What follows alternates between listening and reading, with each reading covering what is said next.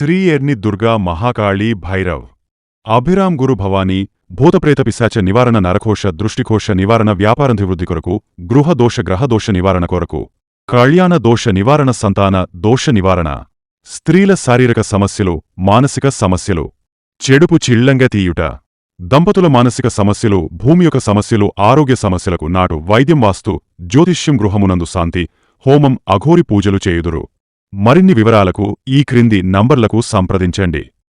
నమస్కారం, news bulletin కు స్వాగతం. నా పేరు మాధురి. వార్తల్లో ముందుగా హెడ్లైన్స్.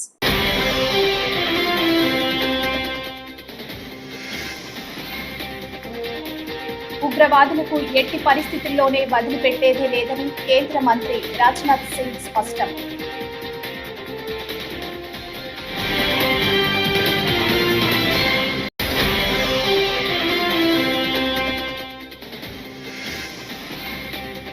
ఉర్సాపై ఉలుపు పలుకు లేదు, కారుమూరి వెంకటరెడ్డి ఫైర్.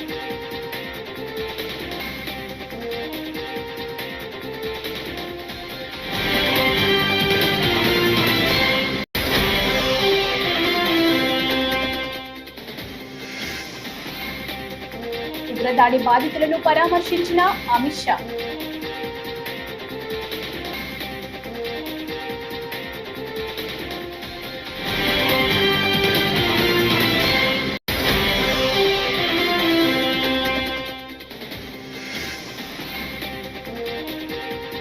నగ్న పూజల పేరుతో మోసం చేసిన కేసులో అఘోరిని పోలీసులు అరెస్ట్.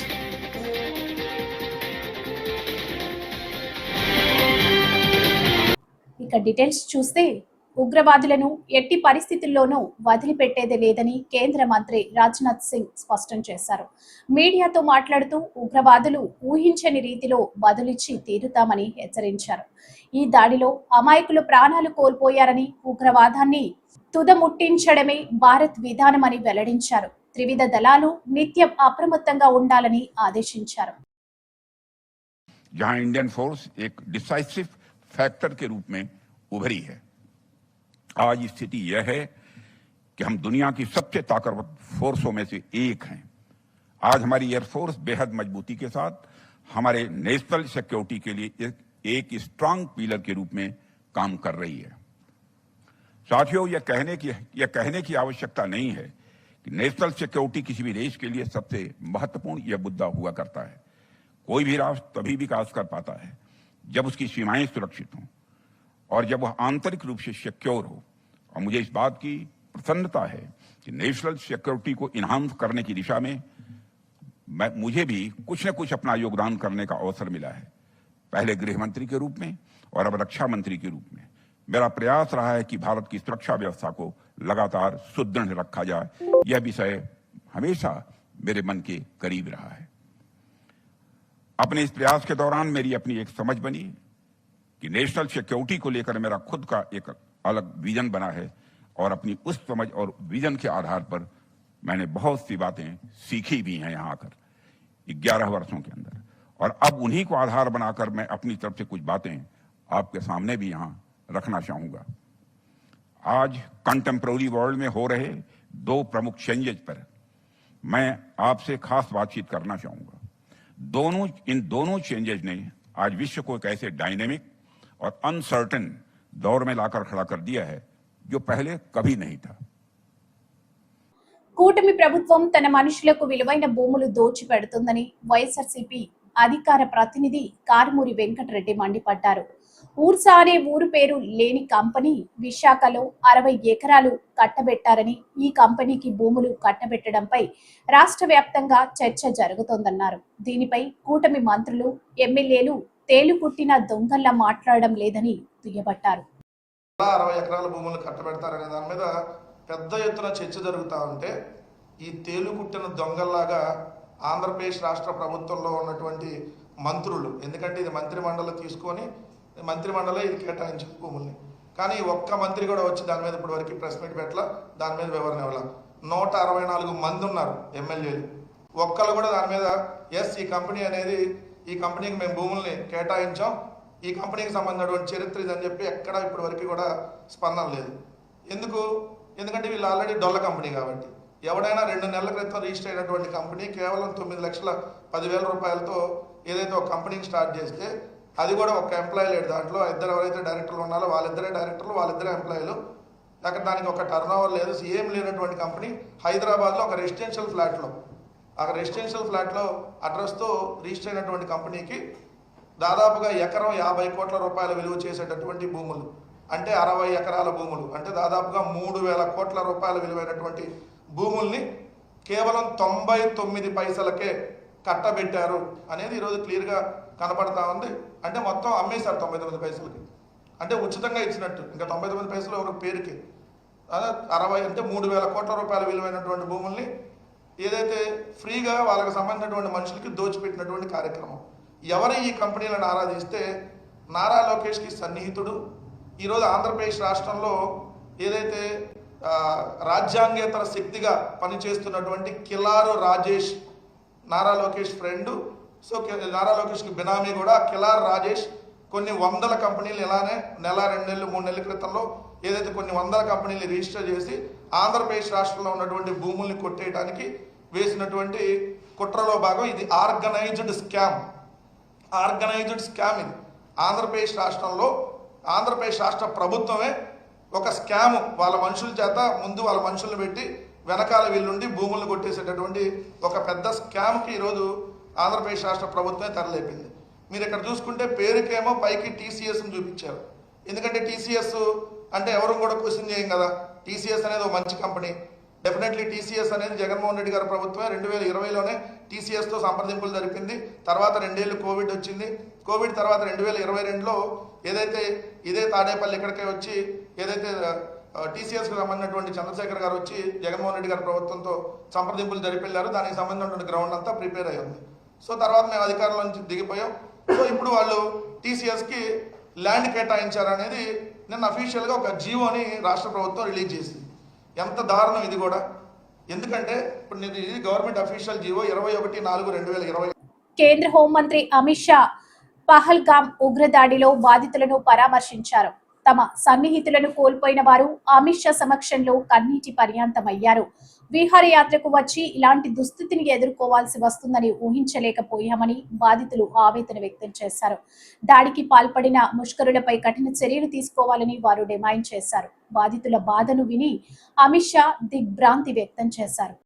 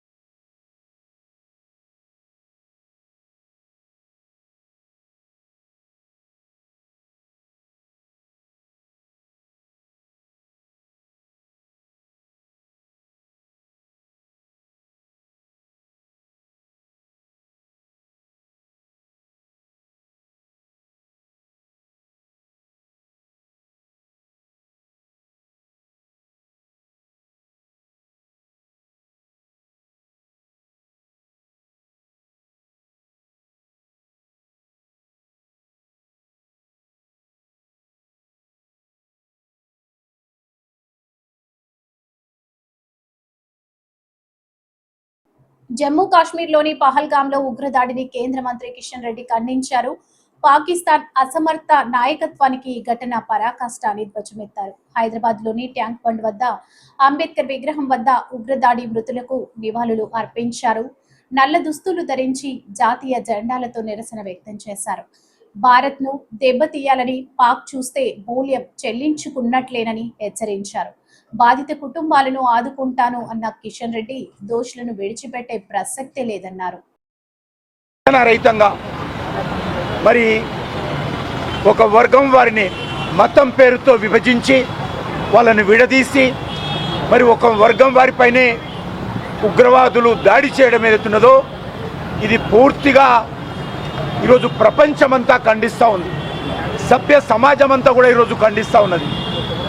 పాకిస్తాన్ గత అనేక రోజులుగా తమ దేశంలో జరుగుతున్నటువంటి అంతర్గత వ్యవహారాలను సరిదిద్దుకోనేటువంటి అసమర్థమైనటువంటి నాయకత్వము మరి ఈరోజు భారతదేశంలో 370 ఆర్టికల్ తొలగించిన తర్వాత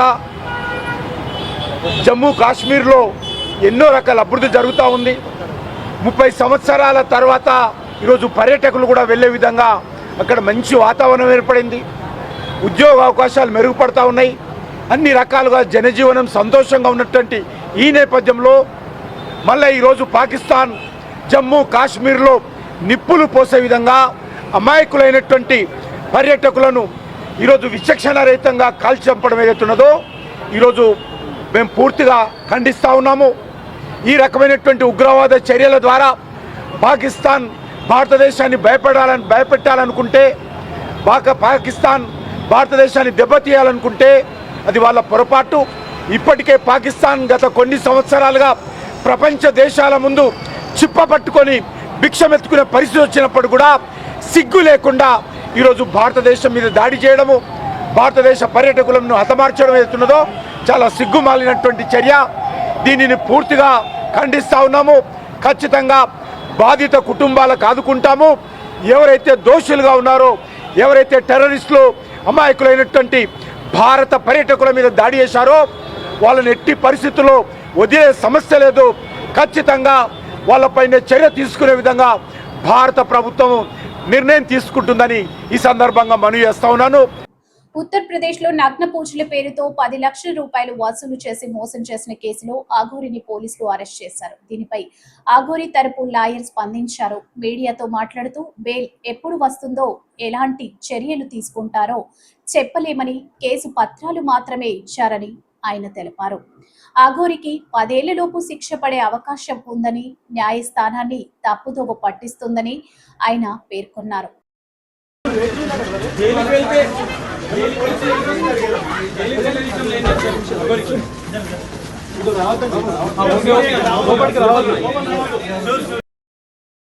ఇప్పటి వరకు మీకు ఏమైనా ఆధారాలు వచ్చాయా సార్ ఈ కేసుకు సంబంధించి? ఏం లేదు. ఏ రకంగా మోసం చేసింది, ఏ రకంగా డబ్బులు తీసుకుంది? రిమాండ్ కేసు డైరీ ఇప్పుడే ఇచ్చారు. అంతా పరిశీలించిన తర్వాత ఆమెకు బెయిల్ వేసి చూసుకొని ఆమె కేసులు వాదించలేక మేము ముందుకు వస్తాం. ఎన్ని రోజుల్లో బెయిల్ వస్తుంది సార్ అనుకోవచ్చు?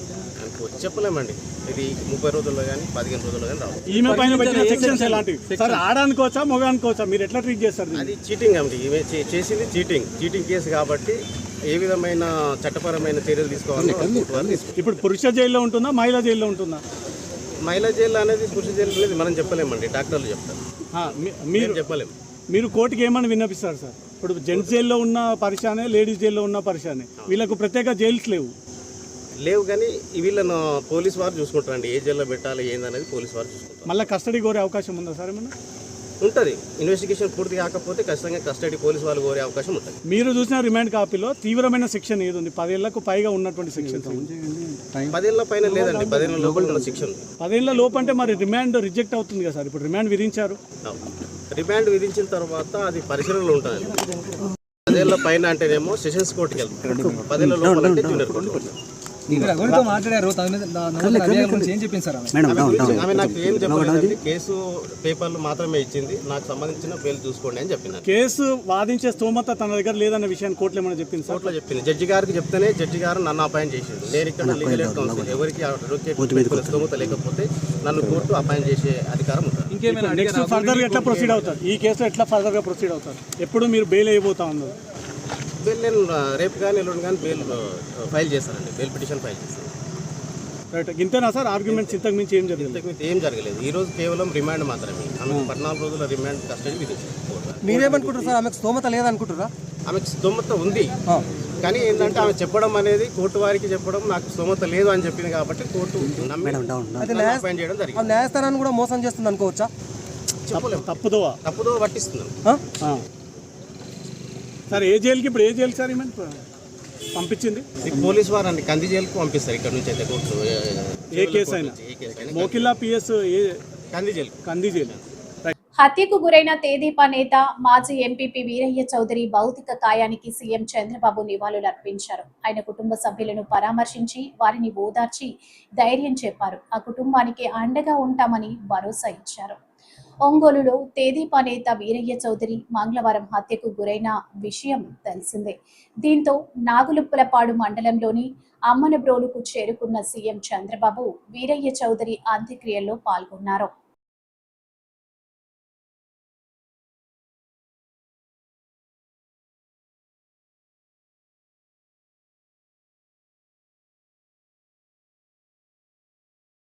ఈరోజు వీరయ్య చౌదరి గారి యొక్క హత్య జీర్ణించుకోలేకపోతున్నాం. నిన్న నేను ఢిల్లీలో ఉన్నప్పుడు ఈ వార్త నాకు తెలిసింది. వెంటనే ఎస్పీతో మాట్లాడాను. నిన్నటి నుంచి దీనిపైన అన్ని విధాలుగా అన్వేషిస్తున్నాం, ఇన్వెస్టిగేషన్ చేస్తున్నాం. 12 టీములు వేశాం. జరిగిన విధానం కూడా చూస్తే చాలా కరుడు కట్టినటువంటి నేరస్తులు కూడా చేయని విధంగా ఈ హత్య చేసే పరిస్థితికి వచ్చారు. 53 చోట్ల కత్తిపోట్లు ఉన్నాయి. అంటే ఇది చూసిన తర్వాత ఈ రాష్ట్రంలో ఇలాంటి ఘోరమైన వ్యక్తులు కూడా ఉన్నారా అనిపిస్తుంది. ఏది ఏమైనా 12 టీంలు పనిచేస్తున్నాయి. వీరయ్య చౌదరి గారు మంచి నాయకుడు, సమర్థవంతమైన వ్యక్తి. ఏదైతే యువగలం అప్పుడైతే 100 రోజులు లోకేష్ గారితో కూడా తిరిగారు. అదే సమయంలో అమరావతి రైతులు పాదయాత్రలో వచ్చేప్పుడు వాళ్ళకి అండగా నిలబడ్డాడు. అంతేకాకుండా పార్టీకి ఒక మంచి నాయకుడిగా, సమర్థవంతమైన వ్యక్తిగా ఇక్కడ పనిచేశాడు. ఈ మండలంలోనే ఒక 10,000 ఓట్ల మెజార్టీ సాధించే పరిస్థితిలో ఆయన ఉన్నాడంటే ఎంత మంచి నాయకుడు మనం అర్థం చేసుకోవాలి. ఆయన ఎన్నికలప్పుడు నేను ఇక్కడ చూడడమే కాకుండా చీరాల కూడా చూసుకోమంటే ఇక్కడ చీరాల 2 సమర్థవంతంగా చేసి 2 గెలిపించే పరిస్థితికి వచ్చారు. అలాంటి మంచి నాయకుడిని రోజు కోల్పోవడం చాలా బాధేస్తుంది. అదే సమయంలో తెలుగుదేశం ప్రభుత్వంలో ఇలాంటి ఘోరాలు జరగడం చాలా జీర్ణించుకోలేకపోతున్నా. నేను ఒకటే హెచ్చరిస్తున్నా, ఇప్పటికే 12 టీంలు వేసాం. సీసీటీవీ కెమెరాల్లో ఉండే క్లూస్ కూడా తీసుకుంటున్నాం. కానీ చాలా మందికి ఒకటే విజ్ఞప్తి చేస్తున్నా, మీకేదైనా కానీ క్లూస్ దొరికితే ప్రజాహితం కోసం మీరు కూడా చెప్పండి. ఈ రోజు కాకపోయినా రేపైనా సరే ఎవరైతే ఇలాంటి తప్పుడు పనులు చేశారో వాళ్ళని పట్టుకోవడం 100% చేస్తాం. అది చేసే వరకు వదిలిపెట్టనని చెప్పి ఈ రోజు ఇక్కడ మీ అందరికీ తెలియజేస్తున్నా. కానీ ఒకటే హెచ్చరిక చేస్తున్నా, ఇలాంటి హత్యా రాజకీయాలు చేసే వ్యక్తులకు గాని, హత్యలు చేసే వ్యక్తులకు గాని ఒకటే హెచ్చరిక, ఇలాంటి తప్పుడు పనులు చేసిన మీరు కూడా చివరకు కాలగర్భంలో గడిచిపోతారు, గుర్తు పెట్టుకోమని హెచ్చరిస్తున్నా. రాజమండ్రి నగరంలోని 9,000 మందికి 4 నెలల్లో 2 సెంట్ల చొప్పున ఇళ్ల పట్టాలు పంపిణీ చేస్తామని రాజమండ్రి సిటీ ఎమ్మెల్యే ఆదిరెడ్డి శ్రీనివాస్ వాసు ప్రకటించారు. పేదల సొంతింటి కల సాకారం చేసేందుకు కూటమి ప్రభుత్వం విశేషంగా కృషి చేస్తుందని చెప్పారు. 6వ వార్డ్ గొల్ల వీధిలోని 33 మంది బాంబే లబ్ధిదారులకు పోవిషన్ సర్టిఫికేట్స్ అందజేసే కార్యక్రమం మంగళవారం సాయంత్రం జరిగింది. ఈ సందర్భంగా టీడీపీ రాజమండ్రి పార్లమెంటు కమిటీ ఉపాధ్యక్షుడు మజ్జి రాంబాబు అధ్యక్షతన టీడీపీ 6వ వార్డ్ ఇన్ఛార్జ్ మజ్జి మణికంఠ పర్యవేక్షణలో నిర్వహించిన సభలో ఎమ్మెల్యే ఆదిరెడ్డి వాసు, మాజీ ఎమ్మెల్సీ ఆదిరెడ్డి అప్పారావు, టీడీపీ రాష్ట్ర ప్రధాన కార్యదర్శి గన్ని కృష్ణ, రాష్ట్ర కార్యదర్శి కాశీ నవీన్ కుమార్ తదితరులు పాల్గొన్నారు. చెప్తా ఉన్నాం, మిమ్మల్ని కోరేది ఒకటే, ప్రజలు కూటమికి అండగా నిలబడండి, మద్దతుగా నిలబడండి. వాళ్ళన్ని టీడీపీ హయాంలోనే ఇక్కడ ఉన్నారు. అక్కడ రేపటి నుంచి మళ్ళీ ఏదైతే వెళ్తారని కూడా ఆ అబ్బాయికి కూడా బాధ్యత. రాంబాబు గారు ఒకసారి sir ready sir ready sir ready sir ready.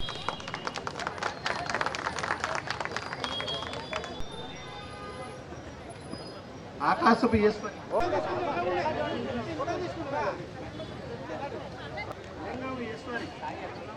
లింగం ఈశ్వరి గారు, నాగమణి గారు,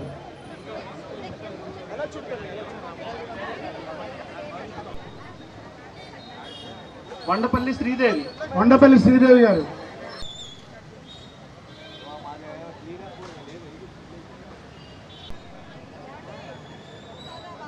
మరి చివరికి మీకు మీరుగా రావడం ఉంటున్నాం, కానీ మాకు హక్కు లేని పరిస్థితి అని మీరు చెప్పినప్పుడు హక్కు లేకపోవడం ఏంటి, 15 ఏళ్ళ నుంచి ఉంటున్న వాళ్ళని మాకే ఆశ్చర్యం అనిపించింది. అంటే మరి గత పాలకులు ఎంత నిర్లక్ష్యం వ్యవహరించారన్నది మీరే ఉదాహరణ. ఈ రోజు దాకా హక్కు లేకుండా మీరు ఉండడం అన్నది దినదిన గండమే. ప్రతిరోజు కూడా ఏదైనా సర్వే జరుగుతుందన్నా ఇంకేదైనా జరుగుతుందన్నా మరి భయమే. మీరు అదృష్టవంతులే. నాకు తెలిసి గత వైసీపీ పాలకులు మీ మీద దృష్టి పెట్టలేదు. దృష్టి పెట్టుంటే ఆ 33 మంది స్థానంలో వాళ్ళ సొంత మనుషులకి రేటు కట్టేసుకొని ఖాళీ చేయించి మీది బలవంతంగానే వాళ్ళకి ఇప్పించేసేవారు. కానీ తెలుగుదేశం పార్టీ కానీ కూటమి ఆలోచన కానీ దానికి విరుద్ధంగా ఉంటుంది. ఎవరైతే ఉన్నారో, ఎవరైతే ఇన్ని సంవత్సరాల నుంచి ఉన్నారో వెరిఫై చేశాం. చాలా చక్కగా ఏదైతే మీరు అందరూ కూడా సహకరించడంతో పెద్దలు మజ్జి రాంబాబు గారు అలాగే సోదరుడు మజ్జి మణికంఠ చాలా చక్కగా ఫాలోఅప్ చేసుకొని ఈ యొక్క 33 మందికి కూడా, అందులో 2-3 చిన్న వెరిఫికేషన్స్ ఉన్నాయి ఐడెంటిటీ, వాటిని కూడా వెరిఫై చేసుకున్నట్లయితే 33 మందికి కూడా ఈరోజు అధికారికంగా అధికారుల సమక్షంలో కూటమి ప్రభుత్వం మీకు పట్టాలు ఇస్తుందని చెప్పి ఈరోజు చాలా గర్వంగా చెప్తా ఉన్నాం. 11 మంది ఆ ఇళ్లలో వాళ్ళకి పొజిషన్ సర్టిఫికేట్ లేదు. వాళ్ళకి నేను మొన్న పట్టుబట్టి ఆర్డీఓ గారిని అడిగితే ఆర్డీఓ గారు ప్రొసీజర్ చెప్పారు. ఆ ప్రొసీజర్ ఆల్మోస్ట్ అయిపోయింది. రేపు ఒక 2-3 రోజుల్లో వాళ్ళ పొజిషన్ సర్టిఫికేట్ ఇస్తాక సిద్ధంగా ఉన్నప్పుడు ఎమ్మెల్యే గారి చేతుల మీదుగా ఇవ్వండి అని నేను చెప్పాను. ఆ 11 ఇళ్ళు కూడా ఇస్తారు. వాళ్ళు 11 కూడా మేము ఎమ్మెల్యే గారు ఫోటో పెట్టుకుంటామని, మీరు ఏం పెట్టుకుంటారో పెట్టుకోండి, అనవసరం. ఆ 11 ఇళ్ళు కూటమి ప్రభుత్వంలో స్కీమ్లను అమలు చేయడం లేదును, కానీ స్కాములు చేస్తున్నారని, కోట్లు విలువ చేసే భూములను ఎకరం 50 లక్షలకు ఎలా కేటాయిస్తారని, ఇది అధికార దుర్వినియోగం కాదా అని వైసీపీ రాష్ట్ర అధికార ప్రతినిధి మాజీ ఎంపీ మార్గాని భరత్రామ్ నిలదీశారు. స్థానిక విఎల్పురం మార్గాని ఎస్టేట్లో బుధవారం జరిగిన మీడియా సమావేశంలో ఆయన మాట్లాడుతూ, నీతి నిజాయితీలకు మారుపేరైన ఐపీఎస్ అధికారి సిఎస్ఆర్ ఆంజనేయులను అరెస్ట్ చేయడం దారుణమని వ్యాఖ్యానించారు. రాష్ట్రంలో ప్రభుత్వం చిల్లర రాజకీయాలు చేస్తుందని, జిందాల్ లాంటి సంస్థలను అవమానపరుస్తుందని విమర్శించారు. 1, 2, 3, 4 వేల కోట్ల రూపాయల భూమిని 99 పైసలు అంటే 1 రూపాయికి ఇచ్చిన సందర్భం. అంటే టీసీఎస్ అంటే ఒక పేరున్న సంస్థ. సరే, దాని గురించి ప్రజలు కూడా ఓకే, వాళ్ళు రావడానికి ఏదన్నా కొంత ఇనిషియేటివ్ తీసుకున్నారంటే అనుకోవచ్చు. దాని పేరు చెప్పి ఒక ఊరు పేరు లేని ఒక కంపెనీని, ఓర్సా అనే ఒక కంపెనీకి వేల కోట్ల రూపాయల భూమిని, నిజంగా ఎంత ఆశ్చర్యం కలిగిస్తూ ఉందనంటే, ఆ భూమి వేల కోట్ల రూపాయల ఎకరము విలువ చూస్తే మీరు బహిరంగ మార్కెట్లో వేలంకి వేస్తే ఎకరం 50 కోట్లు తక్కువ చేయకుండా విలువ పలికే విశాఖపట్నం నడిబొడ్డులో ఉన్న ఆ భూమిని ఎకరం 50 లక్షల రూపాయలకి ఎలాగ మీరు దారాదత్తం చేస్తారని అడుగుతా ఉన్నా. ఏ బేసిస్లో మీరు దారాదత్తం చేస్తూ ఉన్నారని అడుగుతా ఉన్నా. సుమారుగా 56 ఎకరాల భూమి, సుమారుగా దాని విలువ చూస్తే 3,000 కోట్ల రూపాయలు, దగ్గరలో 3,000 కోట్ల రూపాయల భూమిని అంటే ఎకరం 50 లక్షలకి ఏ రకంగా ఇస్తారండి? నాకు అర్థం కాల. ఇంత అన్యాయమా? అంటే ఇది అధికార దుర్వినియోగం కాదా అని అడుగుతా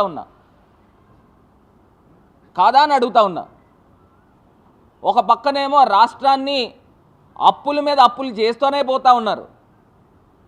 ప్రతి సోమవారం మంగళవారం పేరు చెప్తే 100 కోట్ల రూపాయలు అప్పులు చేయకుండా రాష్ట్రాన్ని నడపగలిగే పరిస్థితులు కనబడతా ఉన్నాయా అని అడుగుతా ఉన్నా.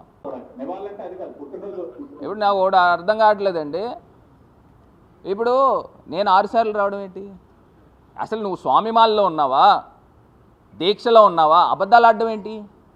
అంటే నేను సంతకాలు పెట్టి నువ్వు ఆ అకౌంట్ చూసుకుంటున్నావా? నువ్వు ఎల్లుండవు కూడా. అన్నిసార్లు నేను కోవిడ్ టైంలో అన్నిసార్లు వెళ్ళాను. పొద్దున్న లెగిస్తే కోవిడ్ టైంలో అక్కడే ఉండేవాడిని పొద్దున్న నుంచి సాయంత్రం దాకా. పేషెంట్ని జాయిన్ చేయడమే నా పని. ఆక్సిజన్ ఆన్ వీల్స్ పెట్టాను. రాజమండ్రిలో కాదు కదా, స్టేట్లో బహుశా. ఈ వార్తలు ఇంతటితో సమాప్తం. నమస్కారం.